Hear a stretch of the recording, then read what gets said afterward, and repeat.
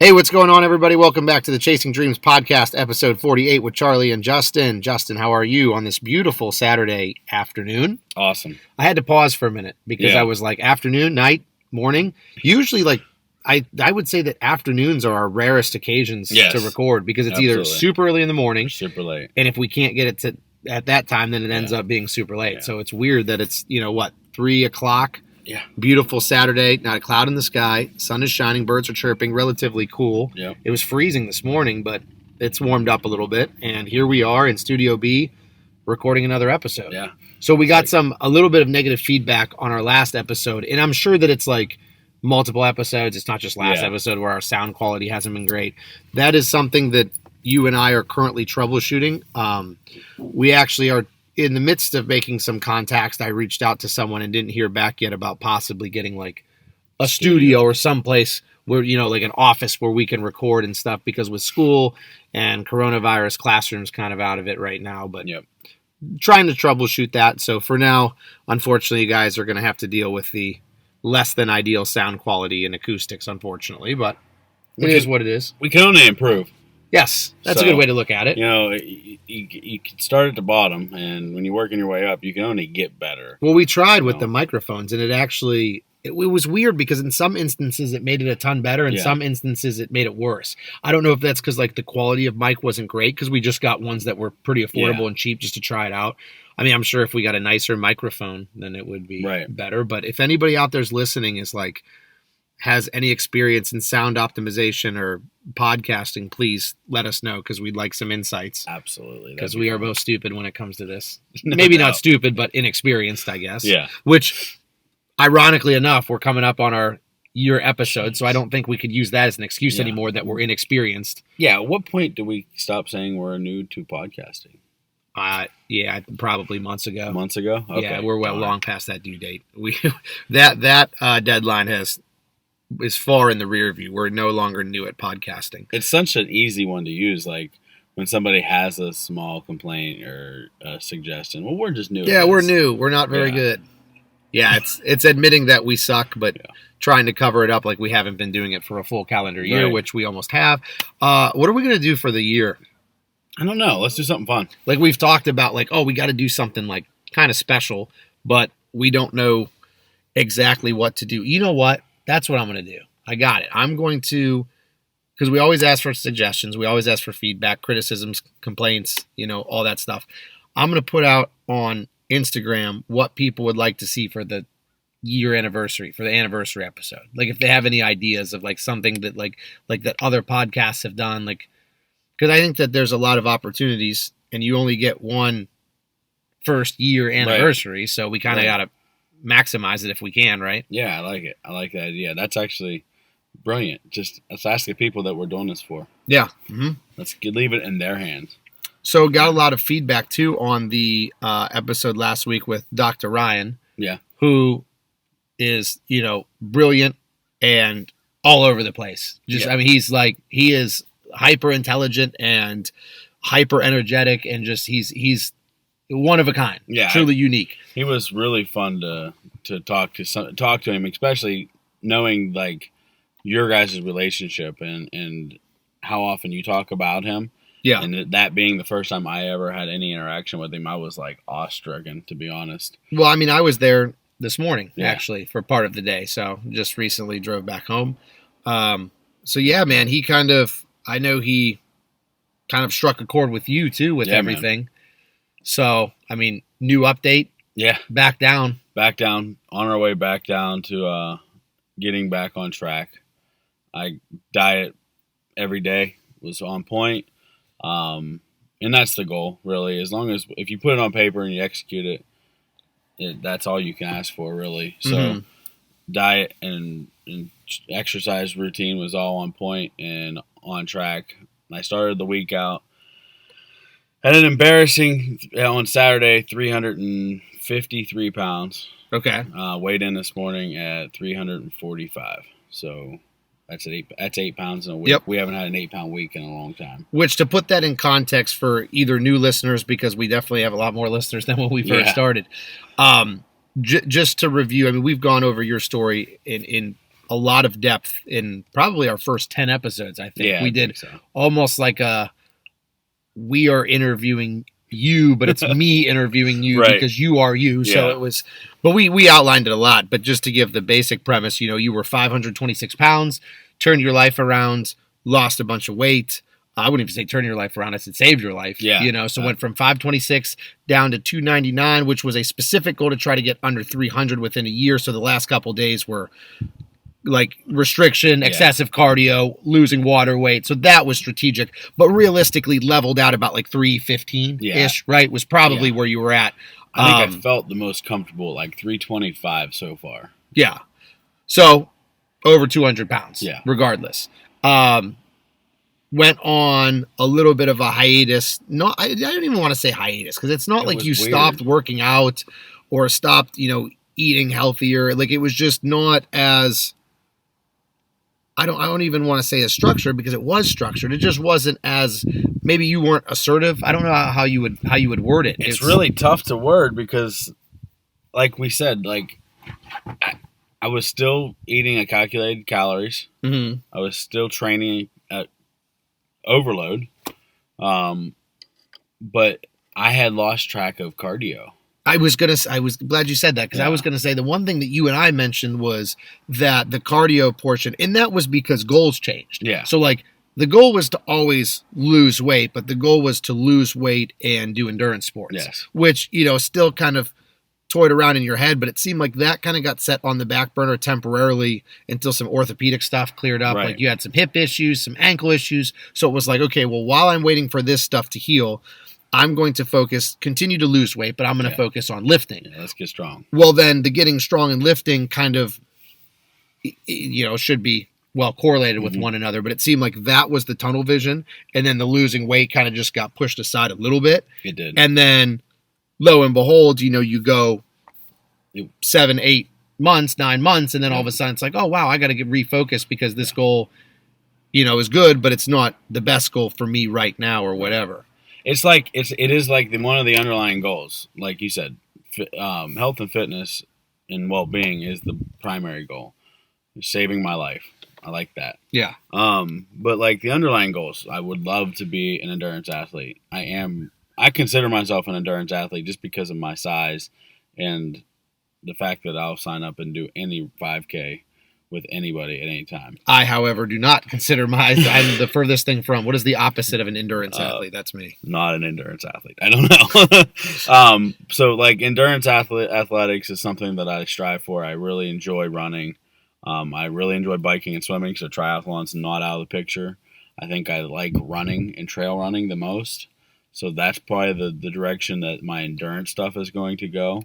Well, goals can be cyclical, right? Yeah. I mean, there's nothing wrong with, like, I don't necessarily think that even, like, because, like, let's go to the word that you like. Motivation, right? That's your bugaboo. Yeah. Like, there's no such thing as motivation. I mean, there is, but it's fleeting and you don't want to stress it as your primary drive because motivation goes away. We proved it over the last 9 months. So with motivation, you can have constant motivation and doing a different goal is still okay as long as you're continuously reassessing if this is the right goal for you. So okay, so the hiatus period, the several months over half a year, you did get strong though. Oh, I did. You added a lot of strength and, lifts went up and stuff. So like, could you say that was a beneficial point in time? Yeah.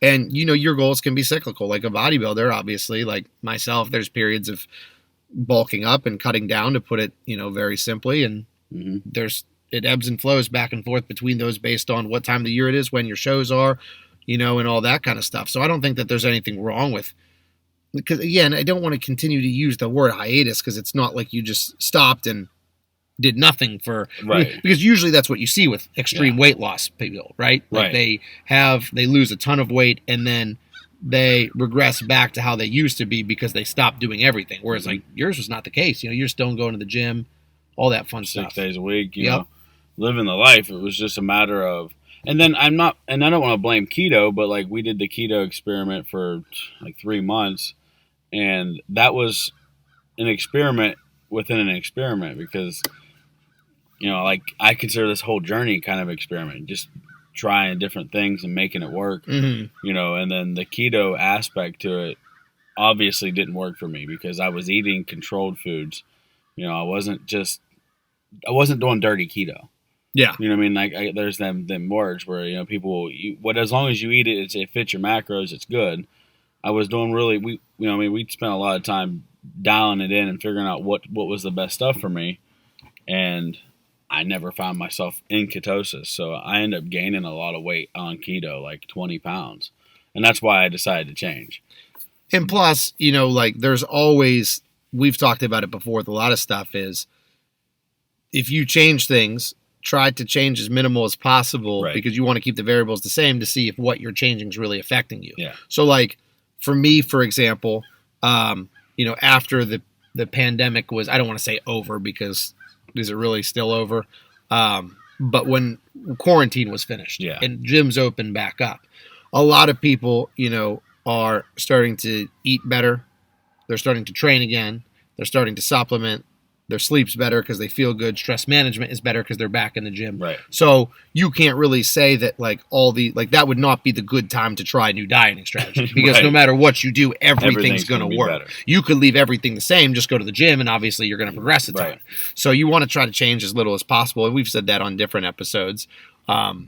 So now it seems like you're gaining traction. You're down 8 pounds in a week, which for you, that's not unheard of by any means. Right. I mean, heck, I don't even know what your, I guess, most profitable week was as far as weight loss goes, but I think we had a couple. I know we had over 10-pound weeks though. Yeah, 3, 4, 5 of them. And that was even, obviously the goal is to lose weight, and that's what we're trying to do. But that was never.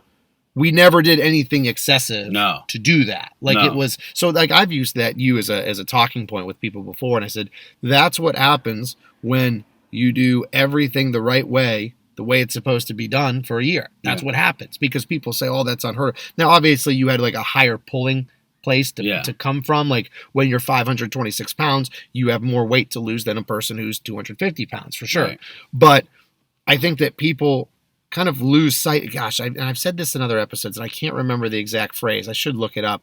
But, I've heard people say most people will overestimate what they can do in a short period of time, but they underestimate what they can do in a long period of time. So like you overestimate what you can do in a week, but in a year, you'd be amazed at what you're actually capable of doing, because again, there was never a time, and I want to put this in context because we pushed every day, but there was never a time where we ever pushed anything that would compromise, number one, cardiovascularly, right, or number two, nutritionally speaking, where you're deprived of nutrients and just weren't eating or starving yourself. There was never a time where sleep wasn't at the forefront of our concern and recovery wasn't, in an ideal situation. So I just feel like you checked all the boxes. It's not like you were doing hours and hours and hours of cardio. I mean, even the lengthier cardio sessions you were doing was because that was the goal. Like it wasn't necessarily like, hey, I'm going to go ride the bike to try to lose weight. Like obviously, yeah, that's part of it. But it was a byproduct. But I want to get better at riding the bike for a triathlon, so I'm going to go ride the bike. Right. So I mean, it's kind of like, it was an evolution of training. It wasn't, like you said, it wasn't high volume of stupid high volume of cardio to lose weight. It was high volume of cardio to get good at cardio. Yeah. That's what I like, the way you put that, the whole year thing, because at the beginning of this whole journey, and I put the verbal emphasis on journey there because you can't see my fingers. Yeah. But the whole thing in this whole journey when it first started is I didn't think I'd lose 100 pounds ever. Mm-hmm. If I seen 300s, it would have been an absolutely incredible miracle to me. Yeah. In my head.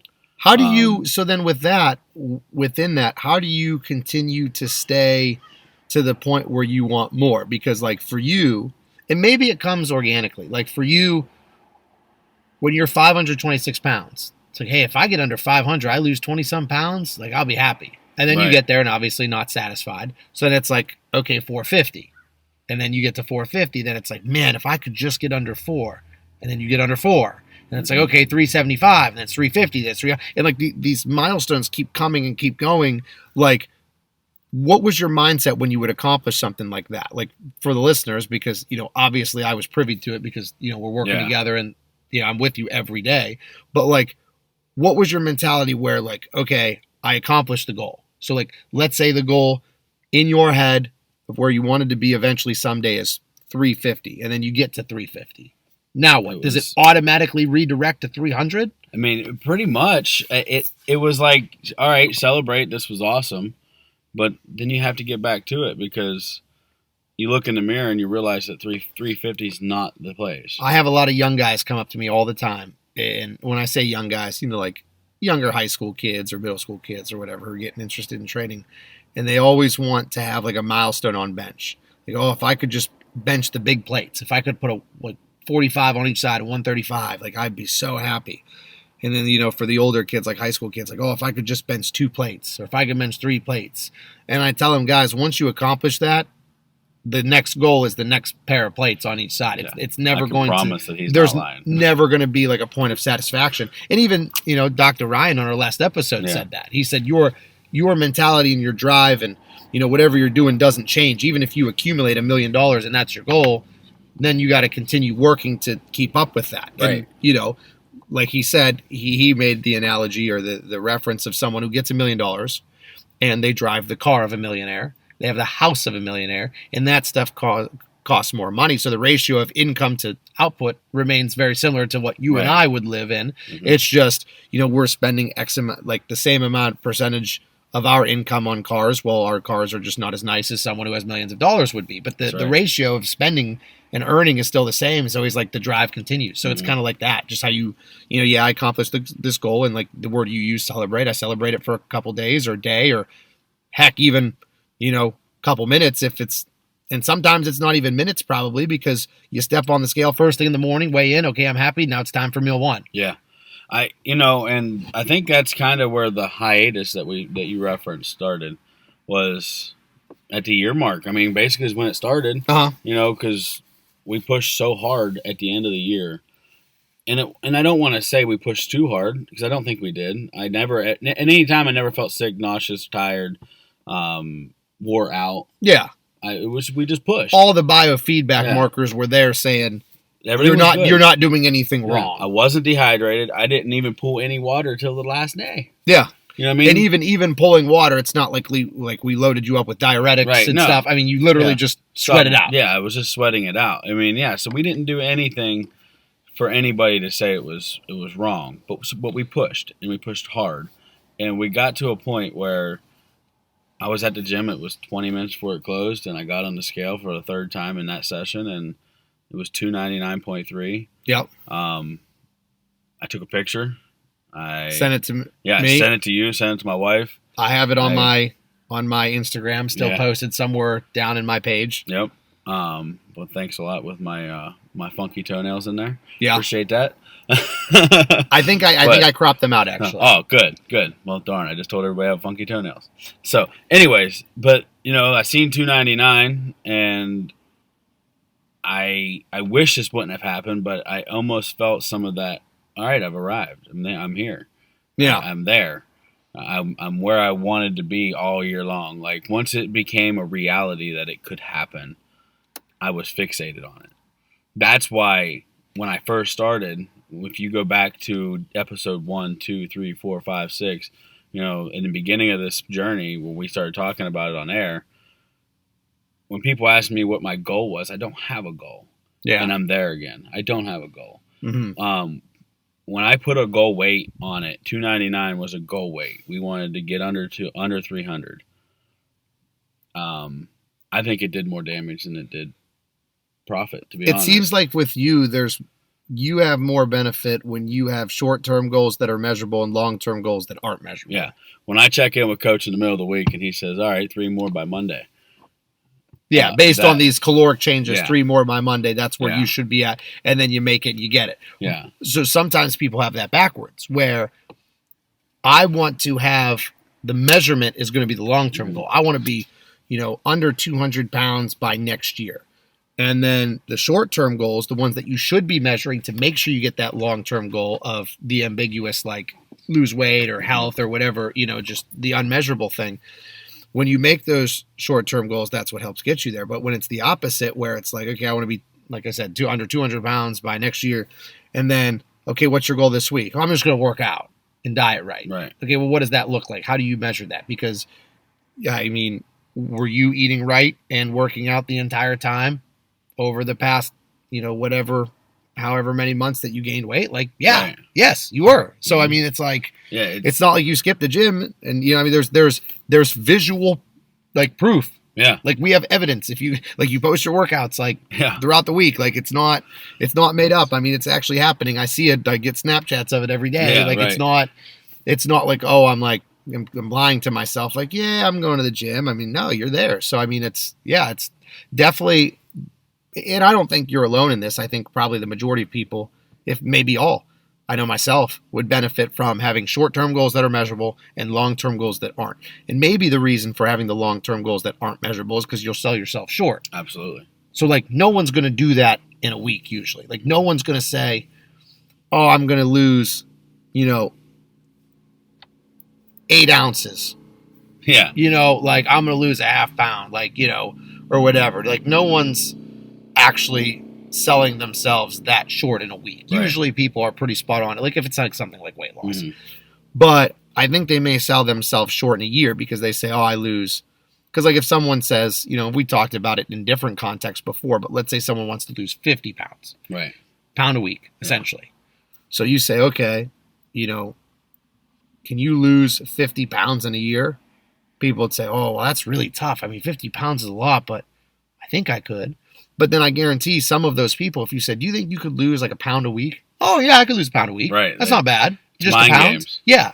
So kind of how you word it and stuff can maybe dictate how you approach it too. So there's a lot of nuance there. I mean, it's just a difficult game to try to like navigate in your own head and how you word things and how you structure things. And because it's like everybody has goals. Like there's no one out there that doesn't have goals. Right. Or at least I would think. Like, I mean, that's like something that bodybuilding has always been for me, is like giving me, don't want to overstate it, because literally I'm just lifting weights and getting up in front of people in my underwear posing. So it's like, it's not like it's this big deal. Right. But like it gives me purpose. Now I have more in my life, more purpose than that, but it gives me something to work on every single day. It's something that you enjoy, and it's something that it's tangible. Yeah, it's measurable. Like, yeah, measurable. Like take my family, for example. Like that's priority one, right? Yeah. But like I don't wake up every morning and say, okay, I got to do all these tasks to make sure I hit my family goal.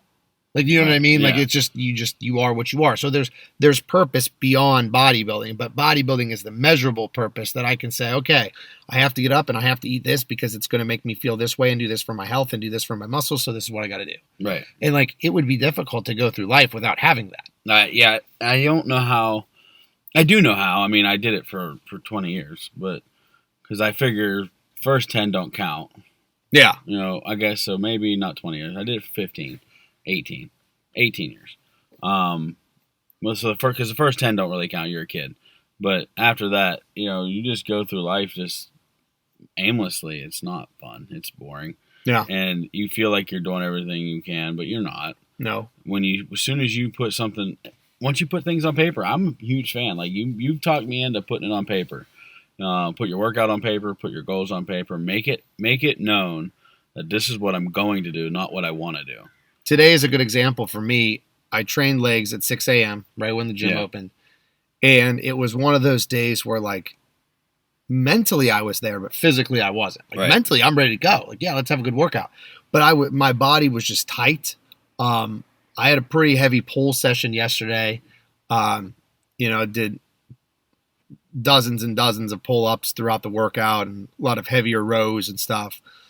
So my back was like, tight feeling, I guess, and going in and having the front squat today and do some trap bar variations and stuff like that. Like, I'm like, man, I'm just not feeling it. And when I'm warming up, I just feel like this is not going to be a good workout. Yeah. Like I'm warming up, doing some dynamic work and some mobility. And I'm like, I don't know. And that would have been the day that if I didn't have my logbook, I would have used completely light weights and just kind of, scrapped it, meandered my way through it. Yeah, scrapped it is exactly what it would end up being. Right. But I stuck to the logbook, said, I have to hit these numbers.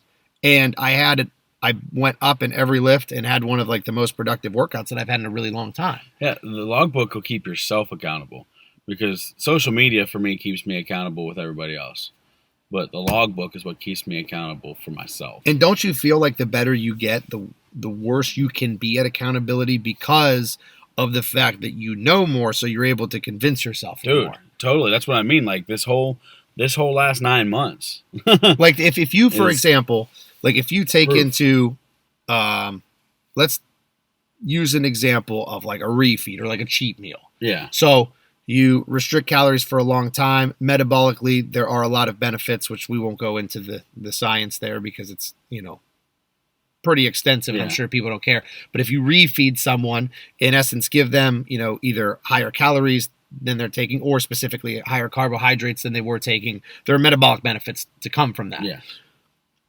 So when you're, not feeling great or you want a cheat meal, it's very easy to say, I'm feeling a little flat. Come to think of it, my energy was really low. I think I need a refeed. Yeah. So like the more you learn, the more whereas before you understand that science and like applied that to yourself, if you're not losing weight, the answer never would have been, oh, maybe I need a cheat meal, right? It would have been just keep driving. Right. Now, you have to measure between those. There needs to be balance. Like there's a time to step on the gas and a time to step on the brake. Sometimes if you know too much or overthink, like we talked about with Austin a few episodes ago, you can push the brake too often. Right. And that's not what you need, because sometimes the answer is, like, I feel like in society it's gone full circle here. So at one point or another, whether it's the fitness industry or, just society as a whole, or like American culture where hard work trumps all, right? Mm-hmm. And then you get into this mind frame where, okay, yeah, hard work's important, but it doesn't trump all. Like, you have to work smarter, not harder. You have to focus on the details. You have to do this and that. Well, then I think that and that's true. But I think that despite the validity of that thought, that you have to work smart and, not work as hard sometimes because you'll wear yourself down physically, mentally, spiritually, emotionally, whatever.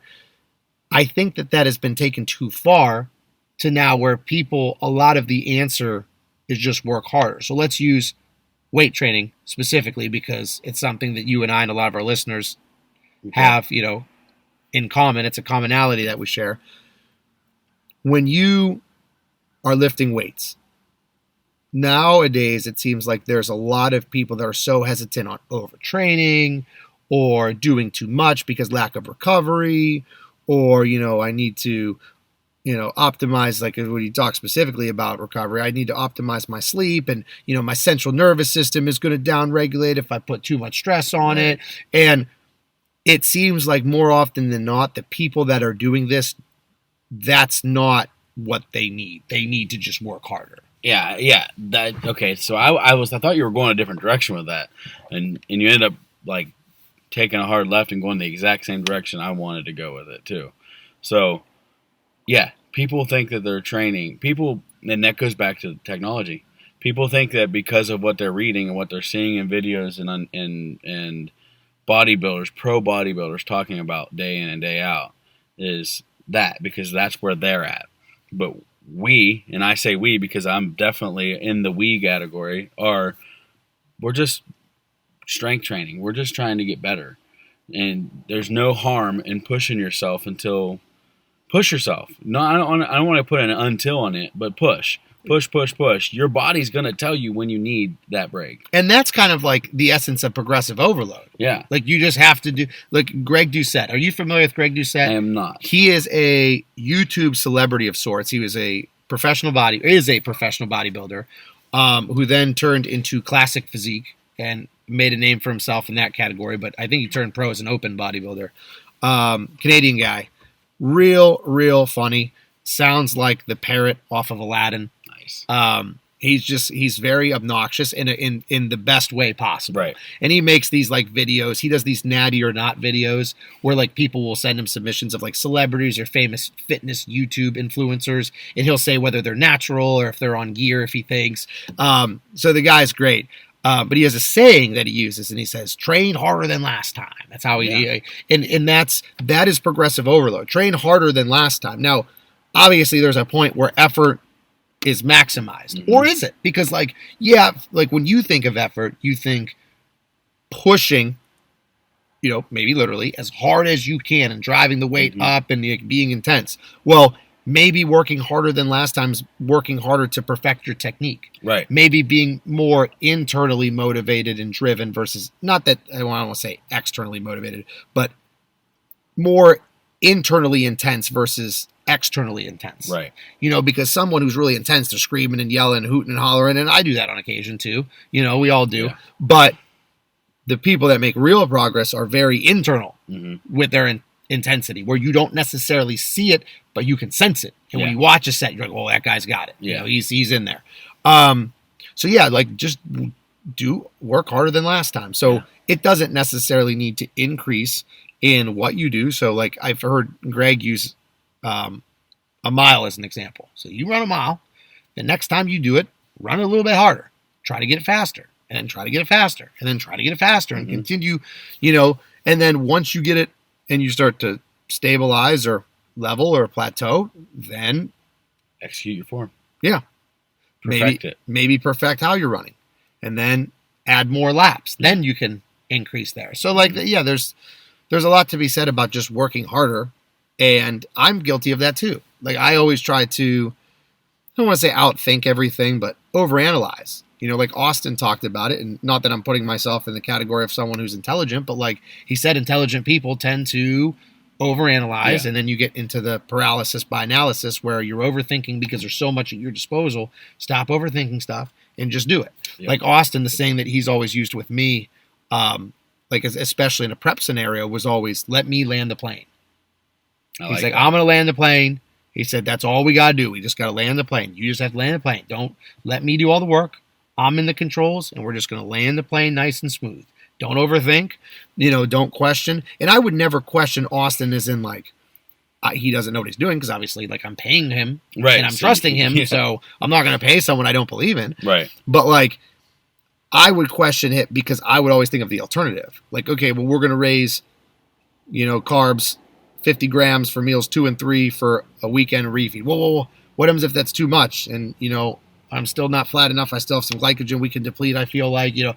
So I don't question him. I question the process. Yeah, almost like I'm questioning myself, I guess. You know, like, am I capable of this? Like, that's basically like, you know, what you told me from the beginning is trust the process. Yeah. You know, it's boring but you have to be, and you have to enjoy it. Like I had that conversation with someone who wanted to become a bodybuilder, or wants to become a bodybuilder, young kid. And I was telling somebody else about this young kid and said, unfortunately I can't dissuade him from it, because I try to, people who want to be bodybuilders, I try to get them to do something a lot more productive and financially rewarding than do this. But unfortunately, some people want to do it and they're stuck, so I'll help them. But regardless, he was talking about, wanting to be a bodybuilder, and I completely forgot where I was going with that. That's kind of that's typical. What did Dr. Ryan say last week? He had a brain fart. Yeah, brain fart, which is common. Right. I hear that's common with intelligent people too. So maybe we can just chalk that up as like, I am somewhat smart. Maybe I would imagine. I would hope that you're somewhat smart. I mean, you're an educator. True. In multiple facets of life. But there are bad people at every job. There true. Are bad bodybuilders. There are bad teachers. There are bad firefighters. There's pretty much bad everything, unfortunately. No doubt. Yes. But, yeah, I completely forgot where I was going with that. I mean, we go off on these tangents, and then I feel like I had a pretty good point to make, too. But, unfortunately, it's lost. It's there. It's gone. It's out in the universe now. We'll just move on to another topic then. Yeah. No, so basically, I think the key to round up everything basically is, no matter what journey you're on, if it's weight loss, weight gain, strength building, endurance sports, and then even just change gears. If you are trying to become a better person, a better father, a better husband, a better friend, or even in the professional aspect, if you want to raise, or you want to get a promotion, or you're striving to get a job, and you make a bunch of steps towards your goal, right? you feel like you're there. You feel like I'm right there. I'm on it, and then you get comfortable, and then you start to slip backwards. Don't get discouraged. I guess that's my point. Is don't get discouraged because you've had a setback, even if it's a major setback, even if it's 50 pounds of weight gain in a weight loss scenario. That's significant. That's stupid. Sometimes people don't even need a step back. Sometimes people just actually the exact opposite. Yeah. Sometimes good things happen, and that's when they get complacent. Right. Like for you, you didn't have a setback. Right. You know what I mean? Like in fact, it was literally the opposite. Yeah. You had a step forward where it's like, oh, I reached this goal, I accomplished something. Like I feel good. I'm going to relax a little bit, and then it's just a matter of all right. Once you recognize it. The key is to try to always stay focused enough to recognize your shortcomings, right? Yeah. So focus on some aspect, and you'll see something changing. Mine was the shirts. I had, some shirts that never fit before, started to fit. Now they don't fit no more. Yeah. I was like, wait a minute. And I didn't realize I hadn't been on scale in like 3 or 4 weeks. Yeah. And I got on the scale and I was like, all right, this party's over, man. This train has left the station and it's getting ready to come back on and I'm jumping on because we got to do something. So you have to focus enough all the time. But if you do get off track, remember that a little setback or a little mental place is not worth the whole journey. And we've said it before that you have to kind of look at the why. Like, why are you... Why are you here? So, like, you want to lose weight, okay? Like, why do you want to lose weight? Do you want to pick up chicks? No, you're married. You know what I mean? Like, you have to... Because for some people, that may be it. Like, I've had people say, well, I want to be a bodybuilder because I think that it'll help me get girls. Right. Which could not be any further from the truth, and I can tell you that by experience. But, if you think it's going to help you, then...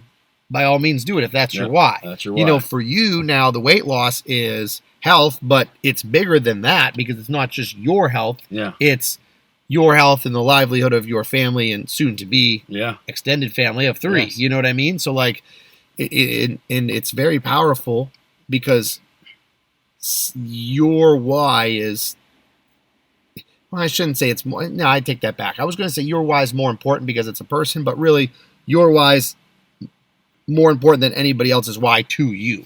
Yeah, so that I guess what I was going to tie on to the end of, because I seen where you were going there, I was going to say, make your why as absolutely of the highest importance to you. Focus on your why being your only thing. And if you can't, then you probably shouldn't be doing it. Yeah, yeah. If I have a bodybuilding goal and I can't put a very, very high why on there, which sometimes I'm guilty of that because I said sometimes I don't know why I do this.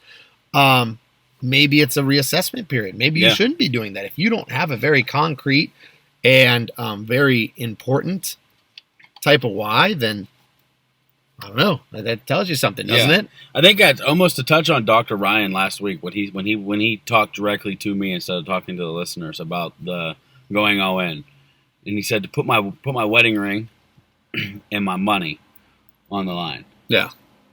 If I'm not willing to put my wedding ring and my income on the line for my why, then I'm not doing the right thing. Mm-hmm. And I guarantee you that I am very, very willing to do that. Yep. Because my why, hence my wife and my future daughter, are just that important. Yep. As they should be. Yep. And I hope that listeners and anybody out there, everybody out there, I hope that they can find a why that's as concrete and specific and as important as that in their life. Because everybody has one, just sometimes we have a tough time finding it.